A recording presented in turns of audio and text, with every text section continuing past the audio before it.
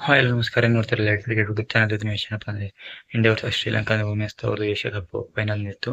ಮತ್ತು ಈ ಮ್ಯಾಚ್ನಲ್ಲಿ ಟೀಮ್ ಇಂಡಿಯಾದವರು ಸೋತಿದ್ದಾರೆ ಅಂತ ಹೇಳ್ಬೋದು. ಬಟ್ ಅದು ಕೂಡ ಹೀನವಾಗಿ ಸೋಲ್ತಿದ್ದಾರೆ ಅಂತ ಹೇಳ್ಬೋದು.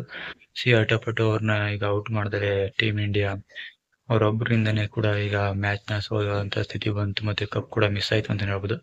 ಮತ್ತು ಅಟೋಪಟ್ಟು ಅವ್ರನ್ನ ಏನಾದ್ರು ಔಟ್ ಮಾಡಿದರೆ ಟೀಮ್ ಇಂಡಿಯಾ ಅವರಿಗೆ ಕಪ್ ಗೆಲ್ಲೋದು ತುಂಬ ಈಸಿಯಾಗಿ ಹೋಗ್ತಿತ್ತು ಅಂತ ಹೇಳ್ಬೋದು. ಮತ್ತು ಅವರೊಬ್ಬರಿಂದ ಈಗ ಕಪ್ ಕೂಡ ಮಿಸ್ ಆಗ್ತಾ ಹೋಗಿದೆ. ಮತ್ತು ಟೀಮ್ ಇಂಡಿಯಾ ಗೆಲ್ಲುವಂಥ ಸಾಧ್ಯತೆ ಹೆಚ್ಚಾಗಿತ್ತು. ಮತ್ತು ಅವರೊಬ್ಬರಿಂದನೇ ಕೂಡ ಸೋತಿದ್ದು ಅಂತ ಹೇಳ್ಬೋದು. ಮತ್ತು ಈಗ ಈ ವಿಷಯ ನಿಮಗೆ ನಮ್ಮ ಚಾನಲ್ಗೆ ಹೊಸಬ್ರು ಹಂಗೆ ಲೈಕ್ ಮಾಡಿ, ಶೇರ್ ಮಾಡಿ, ಸಬ್ಸ್ಕ್ರೈಬ್ ಆಗ್ತಾ ಬನ್ನಿ.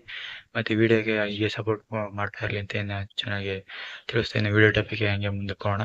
ಮತ್ತು ಟೀಮ್ ಇಂಡಿಯಾದವರು ಬ್ಯಾಟಿಂಗ್ ಆಯ್ಕೆ ಮಾಡಿಕೊಂಡು ಭರ್ಜರಿಯಾದಂಥ ಓಪನಿಂಗ್ ನೀಡ್ತಾರೆ ಅಂತ ಹೇಳ್ಬೋದು. ಮತ್ತು ಅದ್ರ ಜೊತೆ ನೋಡೋದಾದ್ರೆ ಸ್ಮೃತಿ ಮಂದನ್ ಅವರು ಒಳ್ಳೆ ಅಂತ 4 ಆಡ್ತಾರೆ. ಮತ್ತು ಇದ್ರ ಜೊತೆ ರಿಚಾ ಘೋಷ್ ಅವರು ಕೂಡ ಚೆನ್ನಾಗಿ ಆಡ್ತಾರೆ. ಮತ್ತು ಜೈಮಿ ರೋಡ್ರಿಕ್ಸ್ ಕೂಡ ಚೆನ್ನಾಗಿ ಆಡ್ತಾರೆ ಅಂತ ಹೇಳ್ಬೋದು. ಮತ್ತು ಇವ್ರ ಜೊತೆ ಸಾಥ್ ನೀಡೋದಕ್ಕೆ ಶಫಾಲಿ ವರ್ಮಾ ಕೂಡ ಯೂಸ್ಫುಲ್ ಕಾಂಟ್ರಿಬ್ಯೂಷನ್ ಕೂಡ ನೀಡ್ತಾರೆ.